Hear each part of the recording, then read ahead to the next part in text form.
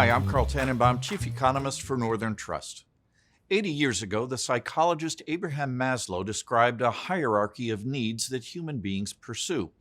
Basic things like food and shelter at the bottom, while a sense of personal self-fulfillment is at the top.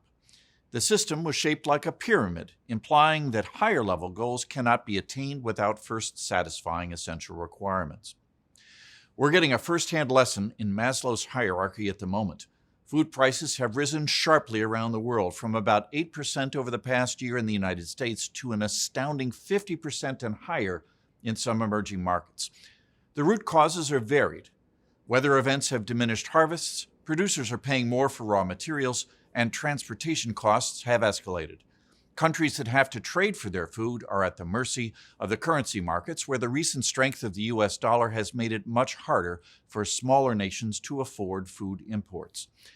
The war in Ukraine has had an especially significant effect on global food prices. The combatants account for a quarter of the world's wheat exports, and Russia is a major exporter of fertilizer. Sanctions, destruction, and closed ports have cut recipients off from the supplies they need.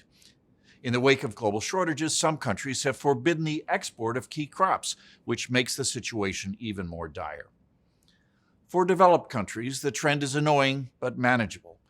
For some smaller countries, it is tragic. Populations may be at risk of starvation if aid cannot be arranged.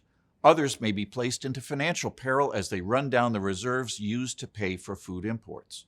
From the French Revolution to the Arab Spring, shortages of affordable food have been the genesis of civil unrest. That is why many countries offer subsidies to keep food prices reasonable, but the costs of these programs are stressing public budgets. Attempts to adjust them have been greeted with mass protests, some of which have turned violent. A coordinated global solution is called for here, but the national interests of key producers leave them reluctant to provide aid. Multinational organizations like the United Nations have been hindered in their ability to respond by diminished political and financial capital. When people's access to food is threatened, little else matters. To keep Maslow's pyramid from crumbling, the world needs to figure out how to give people their daily bread. And that's The View from Here.